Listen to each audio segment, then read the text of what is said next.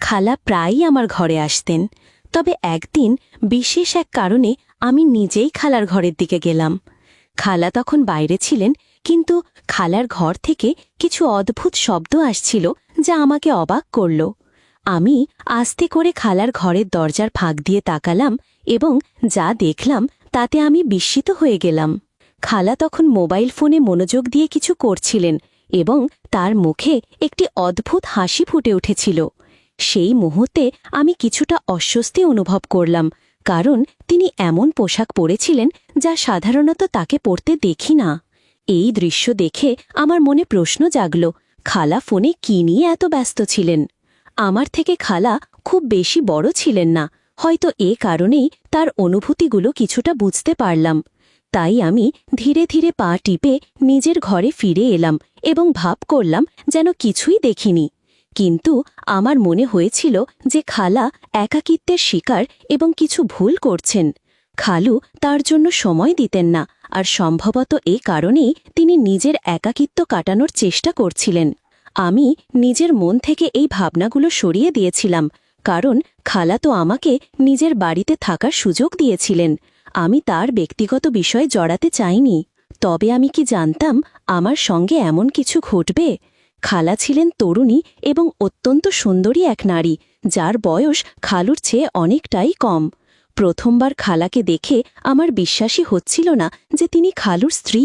খালু যখন খালাকে আমাদের ছোট শহরে নিয়ে আসেন মায়ের সঙ্গে পরিচয় করানোর জন্য, তারা খুব আনন্দের সঙ্গে এসেছিলেন। তবে খালাকে দেখার পরই মায়ের মনোভাব বদলে যায়। আসলে খালু কাউকে কিছু না জানিয়েই বিয়ে করেছিলেন। তার মা বাবা তখন আর বেঁচে ছিলেন না, তাই তিনি বড় শহরে একা থাকতেন এবং সেখানেই ভাই বোনদের না জানিয়েই বিয়েটা সেরে ফেলেন। যখন খালু খালাকে আমাদের বাড়িতে আনলেন এবং জানালেন যে তিনি তার স্ত্রী, মা অবাক হয়ে গেলেন। খালু বলেছিলেন খালা দূরের আত্মীয়ের মেয়ে, কিন্তু মা স্পষ্টভাবে জানিয়ে দিলেন এমন পরিবারে বিয়ে করেছেন কেন যারা এমন কাজ করেছেন। মায়ের মতে খালার মতো কাউকে বিয়ে করার আগে খালুকে ১০০ বার ভাবা উচিত ছিল। মা স্পষ্টভাবে জানিয়ে দিলেন যে তিনি খালাকে মেনে নিতে পারছেন না। খালার মন ভেঙে গেল। তিনি বললেন, আমি কোনো ভুল করিনি, আমি খালুকে ভালোবেসেছি আর আমরা দুজনেই পছন্দ করে বিয়ে করেছি, এটুকুই আমার অপরাধ। কিন্তু মা তার পুরনো গল্পগুলো সামনে এনে তাদের বাড়িকে থাকার জায়গা দিলেন না। খালু যেমন খালাকে নিয়ে এসেছিলেন তেমন করেই ফিরে গেলেন। খালু আর খালা চলে যাওয়ার পর মা খালার সম্পর্কে আমাদের সামনেও অনেক কটু কথা বললেন। মা জানালেন খালার পরিবার অতীতে বিভিন্ন সময় আত্মীয় ছিলেন এবং তাদের পরিবার সবসময় অর্থলোভী ও সন্দেহজনক চরিত্রের ছিল। এই কথাগুলো শোনার পর আমরাও মায়ের কথা মেনে নিলাম এবং ভাবলাম হয়তো খালা টাকার লোভে বিয়েটা করেছেন। খালা ছিলেন খালুর চেয়ে বয়সে অনেক ছোট এবং খুবই সুন্দরী, তাই আমার মনে প্রশ্ন জেগেছিল কেন তিনি এত বয়স্ক একজন ব্যক্তির সঙ্গে বিয়ে করলেন। আমার বোনেরাও বলেছিল হয়তো খালা টাকার লোভে এ বিয়ে করতে বাধ্য হয়েছিলেন। তবে যখন আমি বড় শহরে খালুর বাড়িতে থাকতে এলাম, ধীরে ধীরে খালার সঙ্গে আমার বন্ধুত্ব গড়ে উঠল। সময়ের সাথে সাথে আমাদের সম্পর্ক আরও মজবুত হল। আমার মনে হতে শুরু করল হয়তো আমার মা খালার ব্যাপারে ভুল ধারণা পোষণ করতেন। খালার আচরণ আমার প্রতি খুবই বন্ধুত্বপূর্ণ ছিল। তিনি ছিলেন একেবারে খোলামেলা, আমাদের মধ্যে কোনো দ্বিধা ছিল না। খালা এমনভাবে আমার সাথে মিশতেন যেন আমরা বহুদিনের পরিচিত। খালা বাড়ির কাজকর্ম করে এসে আমার কাছে বসতেন। আমরা একসঙ্গে টিভি দেখতাম, কখনো গেম খেলতাম। খালা ধীরে ধীরে আমার ঘনিষ্ঠ বন্ধুতে পরিণত হলেন। তিনি সবকিছু আমাকে খুলে বলতেন, বিশেষ করে খালুর ব্যাপারে তার অভিযোগগুলো। খালু তার জন্য সময় দেন না, তাই আমার আশায় তিনি খুব খুশি হয়েছিলেন। এরপর খালু যখন কাজে বের হতেন, খালা প্রায়ই আমার ঘরে চলে আসতেন। কখনো বিছানায় বসে কথা বলতেন, আবার কখনো আমাকে পাশে নিয়ে ঘণ্টার পর ঘণ্টা আলাপ করতেন। খালার মনে হয়তো অনেক কথা জমেছিল, আর তাকে শোনার মতো কেউ ছিল না, তাই তিনি আমাকে পেয়ে মন খুলে বলতেন। একদিন কথা বলতে বলতে হঠাৎ খালা আমার হাতে হাত রেখে বললেন, তোমার মতো শক্ত সমর্থ পুরুষরা আমার খুব ভালো লাগে। তোমার খালু তো একেবারে আলাদা, অনেকবার বলেছি জিমে যাবার জন্য, কিন্তু তিনি শুনতেই চান না। মানুষ বয়স বাড়ানো থামাতে পারে না, কিন্তু শরীর ঠিক রাখতে পারে। খালার এই কথায় আমার হাসি পেয়ে গেল, কারণ খালুর পেট সত্যিই বেশ বড় হয়ে গেছে। তিনি প্রচুর খেতেন এবং নিজের স্বাস্থ্যের কোনো খেয়াল রাখতেন না। তবে খালা বললেন, তোমার খালুর শরীর আর ভালো লাগে না আমার। তিনি মজা করে বললেন, তুমি কেন তোমার খালুকে বোঝাচ্ছ না যাতে তিনি তোমার মতো ফিট হয়ে যান? আমি হেসে বললাম, যতই চেষ্টা করো, খালুকে জিমে পাঠানো সম্ভব নয়। যতক্ষণ না তিনি ভুলভাল খাবার খাওয়া বন্ধ করবেন, ততক্ষণ ফিট হওয়া সম্ভব না। খালা একবার আমার থেকে গভীরভাবে তাকালেন, তারপর দীর্ঘশ্বাস ফেলে কিছু না বলে রুম থেকে বেরিয়ে গেলেন। আমি মনে মনে ভাবলাম, সুযোগ পেলে খালুকে বলবো যে তার নিজের স্বাস্থ্য নিয়ে চিন্তা করা খুব জরুরি। কিন্তু খালু বাড়িতেই থাকতেন না। তিনি সকালে কাজে বেরিয়ে যেতেন এবং রাতে প্রায় 10টার দিকে ফিরে এসে ক্লান্ত হয়ে ঘুমিয়ে পড়তেন। খালা সারাদিন একাই থাকতেন, তাই যখন আমি কলেজ থেকে ফিরতাম তিনি প্রায়ই আমার ঘরে এসে সময় কাটাতেন। ধীরে ধীরে আমাদের মধ্যে এমন এক সম্পর্ক তৈরি হলো যে তিনি দরজায় না নক করে রুমে ঢুকে পড়তেন। একদিন দুপুরে কলেজ থেকে ফিরে আমি পোশাক পাল্টাচ্ছিলাম। শার্ট খুলে বিছানায় রেখেছিলাম এবং নতুন শার্ট নিতে আলমারি খুললাম। ঠিক তখনই খালা হঠাৎ ঘরে ঢুকে পড়লেন। তিনি আমার দিকে তাকালেন এবং কিছুক্ষণ চুপচাপ দাঁড়িয়ে থাকলেন। আমি অবাক হয়ে বললাম, খালা, কিছু বলবেন? তিনি মৃদু হেসে আমার দিকে কয়েক পা এগিয়ে এলেন এবং কাছে এসে বললেন, রাহুল, তোমার সাহায্য দরকার। তার কথা শুনে আমি বিস্মিত হয়ে জিজ্ঞেস করলাম, কি করতে হবে? খালা আমার কাঁধে হাত রেখে বললেন, যা বলবো সেটা মন দিয়ে করতে হবে। তোমার মা আমাকে অনেক কিছু বলেন, আমিও মাঝে মাঝে পাল্টা কিছু বলে দেই। তবে এর মানে এই নয় যে আমি সম্পর্কের গুরুত্ব বুঝি না। এটা তোমার খালুর বাড়ি, আর তুমিই তো খালুর সবচেয়ে কাছের। তাহলে তুমি কেন হোস্টেলে থাকো? এতে ভালো দেখায় না। এখন থেকে তোমাকে আর হোস্টেলে ফিরে যেতে হবে না। খালাকে এমন কথা বলতে শুনে আমি অবাক হয়ে গেলাম। খালা মুচকি হেসে বললেন, যাও, তোমার হোস্টেল থেকে সব জিনিস নিয়ে এসো, আমি তোমার পছন্দের খাবার তৈরি করছি। এরপর খালা খালুকে বললেন, ওপরের ঘরটা পরিষ্কার করিয়ে নাও, রাহুল এখানেই থাকবে। খালু শুনে বেশ খুশি হলেন, আর আমিও ভাবলাম হোস্টেলের খরচ বাঁচবে এবং বাড়ির খাবার পাব। হোস্টেলের বাইরে খাবার খেতে খেতে আমি ক্লান্ত হয়ে পড়েছিলাম। 4 বছর এমন কিভাবে চালাবো? তাই বেশি কিছু না ভেবে দ্রুত রাজি হয়ে গেলাম এবং হোস্টেল থেকে নিজের জিনিসপত্র নিয়ে আসতে রওনা হলাম।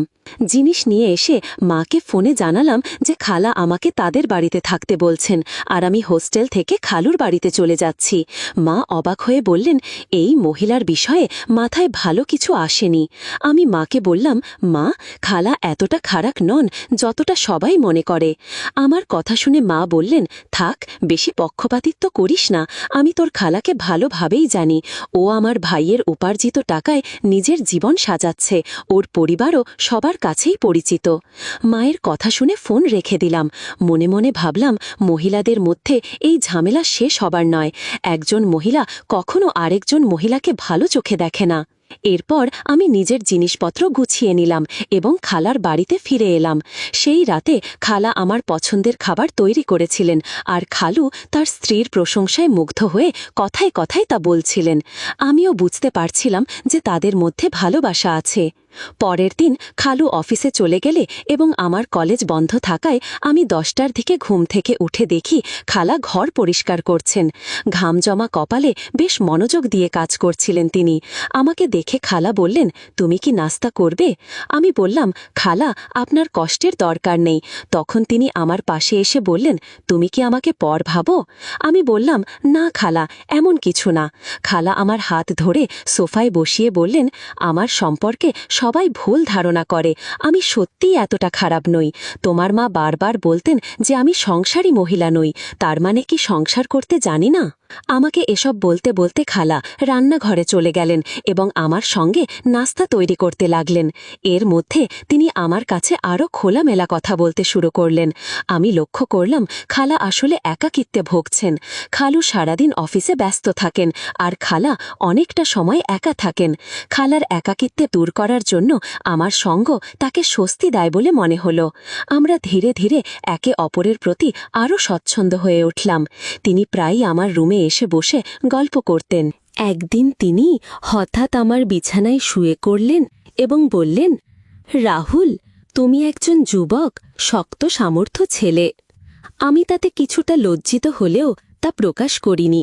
সময়ের সাথে আমাদের সম্পর্কটা আরও সহজ এবং খোলামেলা হয়ে উঠল। কিন্তু একদিন খালা আমার ইউনিফর্মের শার্ট ঠিক করতে বললেন। আমি এগিয়ে গেলাম এবং সাহায্য করতে গিয়ে খেয়াল করলাম খালা আমাকে গভীর দৃষ্টিতে দেখছেন। আমি এতটা বুঝতে না পেরে একটু ঘাবড়ে গেলাম এবং খেয়াল করলাম খালা আমাকে আরও কাছে টেনে নিলেন। আমি তখন বিস্ময় হতবাক হয়ে পড়লাম। তখনই খালুর গম্ভীর কণ্ঠ শোনা গেল, এখানে কি চলছে? খালুর কণ্ঠ শুনেই আমি তাড়াতাড়ি দূরে সরে গেলাম। খালাও দ্রুত উঠে দাঁড়ালেন এবং জামার চেন ঠিক করতে লাগলেন। খালা কান্নাকাটি শুরু করে খালুকে শক্ত করে জড়িয়ে ধরে বললেন, আমি তো ওকে আপনার ভাগ্নে ভেবে বাড়িতে জায়গা দিয়েছিলাম এবং যত্ন নিয়েছি, কিন্তু দেখুন সে আমার মান সম্মানের শত্রু হয়ে উঠেছে। এই শার্টটাও পুরো নষ্ট করে দিয়েছে। তিনি নিজের শার্টের দিকে ইশারা করলেন, যা কিছুটা ছেঁড়া ছিল। খালা আবার বলতে লাগলেন, আমি আপনাকে অনেকবার বলতে চেয়েছি ওর চরিত্র ভালো নয়, কিন্তু সাহস পাইনি। ভয় ছিল আপনি আমার কথায় বিশ্বাস করবেন না, বরং আমাকে ভুল বুঝবেন। তাছাড়া আপনার পরিবারের লোকজন তো আমাকে এমনিতেই ভালো চোখে দেখে না। এই ঘটনা জানাজানি হলে সবাই আমাকেই দোষ দেবে। আমি সব সঠিকভাবে করার চেষ্টা করেছিলাম, কিন্তু আজ আমাকে অপমান সহ্য করতে হচ্ছে। তারপর খালা নিজের মোবাইল বের করে সেই ছবিগুলো দেখালেন, যেগুলো তিনি নিজেই আমার সঙ্গে ঘনভাবে তুলেছিলেন। খালা আরও বললেন, সে এই ধরনের কাজ অনেক দিন ধরে করে আসছে, কিন্তু আমি তা উপেক্ষা করেছি। আজ সব সীমা ছাড়িয়ে গেছে। আপনার বোন নিজেকে সম্মানিত বলে দাবি করেন, কিন্তু তার ছেলে এইভাবে মহিলাদের সম্মান করতে শেখেনি। খালু তখন রাগে ফেটে পড়ে আমার দিকে এগিয়ে এসে এক চড় মারলেন।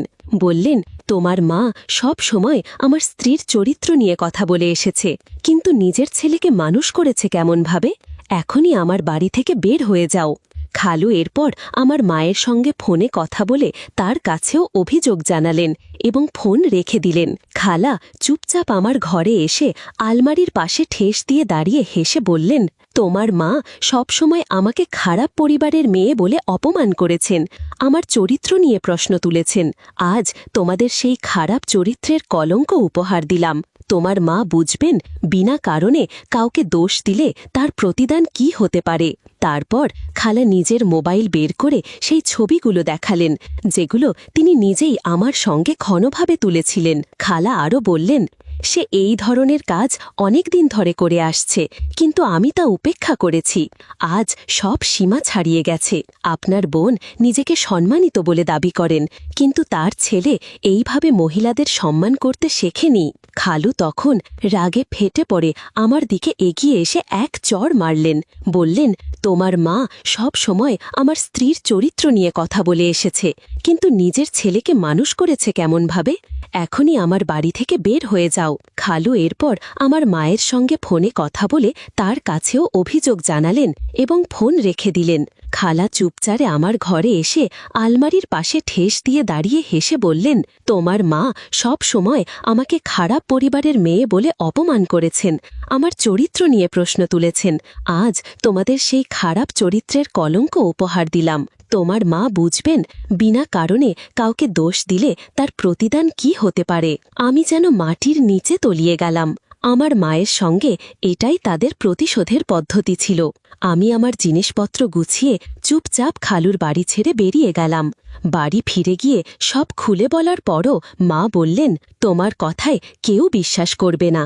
গল্পটি আমাদের শেখায় পারিবারিক সম্পর্কের মধ্যে বোঝাপড়া কতটা গুরুত্বপূর্ণ।